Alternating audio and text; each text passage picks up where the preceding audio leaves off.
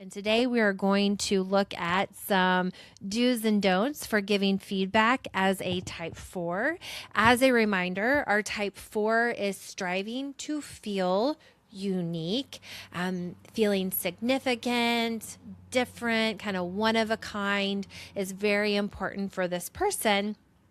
And so as we go through these, I think some of these tendencies will make sense. Some of the things that they might struggle with, some of the things that they're really good at that come natural will make sense based on kind of that core motive. So a couple things to keep in mind. This type, according to the awareness to action Enneagram model, when they talk about leadership style specifically, is known as the visionary.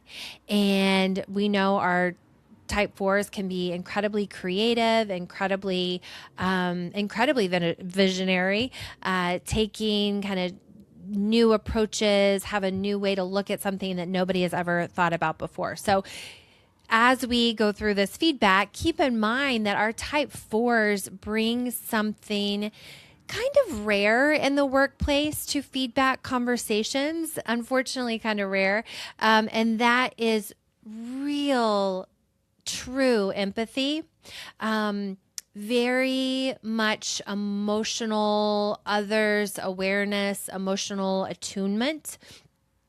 And then they also have this ability to really see the person in front of them and not just what that person does, but really who they are. And it can feel so wonderful to kind of feel seen and known and understood like that. And ironically, 2s or 4s are really good at that. And of course, that tends to be one of the things that our 4s really appreciate, and feeling themselves and getting that same feeling from others. So 4s are likely not to struggle with being dismissive or being harsh with their feedback. They're going to bring a lot of empathy and understanding. The caution for this type is almost going to be the opposite, where you might rely so heavily on feelings and vibes that you kind of forget about the facts, or maybe don't acknowledge or even bring in the facts to make that feedback that much more credible and actionable, right? There are some of us that believe feelings are facts, and there are others that believe feelings are not facts. Show me the data. Don't give me the drama. And so as a 4, you just want to know, okay, this is my kind of natural tendency, but the person in front of me might be the exact opposite. So what might I need to change? Feelings without the information to back them up, the data, the research, whatever it might be, can be easily dismissed by others. The whole intention of giving feedback ideally is to help this person grow, to help the team grow, to move forward towards your goals, maybe that much faster with that much more success. And so you want to make sure that when you're giving this feedback, that it inspires change. And in order to do that, people need to feel, and they want to feel like this is credible advice, not just something that they can brush off because it's how you quote unquote, feel. So your perspective is incredibly valuable as a type 4, but just, anchor it into something really tangible, data, information about this person or about this, some specifics about the situation so that it actually lands. Okay. With that said, some additional things to consider doing is to lead with that genuine connection, which is going to come so natural for you already. You just kind of naturally as a type 4 create emotional safety, especially in hard conversations. And that is truly a gift. That is a strength that not everybody has. I will tell you that right now. So let that other person really feel seen before you get into kind of the meat and potatoes or the substance of what you're about to share. we just kind of talked about another thing you want to make sure you do is that you want to back up your observations with specific examples. Rather, you want to say, I noticed that in the last 3 meetings, you seemed disengaged. Okay. It's going to be more useful if you can say that versus something feels off with your energy lately, right?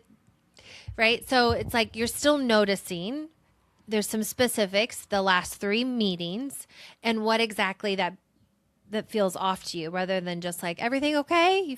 Seems off, right? So do that. That is something to consider adding or doing or continue doing if you already are. And then trust that honesty that you are delivering with, I'm sure, care and compassion and empathy is one of the most kind and loving, caring things that you can offer someone. There's that saying that clear is kind, nice doesn't always equal kind. And so you have maybe this desire to want to protect people from discomfort, and that might hold back the very thing that they need to know, that very feedback that they need to know, that can help them grow. So as uncomfortable as it might feel, as hard as you think, oh gosh, I wouldn't want to hear this, or this would be so hard to have somebody say to me, that might be the thing that they need. And I truly believe you will deliver it in such a responsible way. Some things to avoid as a type 4 when giving feedback is allowing the emotional temperature of the conversation to determine what you actually say. Like, do you actually say what you came there to say? If the other person seems kind of fragile, or maybe they're having a bad day, or the moment doesn't feel right to you, there will probably be a desire to want to kind of postpone this conversation and maybe keep postponing it. But at some point, this feedback has to happen. So just be aware. It truly may not be the time to give that feedback to that person, but it might be the time. So just kind of check in with yourself on that one. Another thing to avoid or consider avoiding is framing everything through the feelings language alone. So we just talked about that one, where you're saying things like, it felt like, my sense is, of course, are very valid, but also need to be paired with some observable specifics that we talked about in the to-do column, or the other person can just almost too easily brush it off as like, oh, that's just how they feel. It's not true. So you want to make sure that you're pairing those feelings with some specifics. And then the last thing to consider avoiding is making the conversation about your emotional experience of the situation rather than theirs. So just some little tweaks, like checking in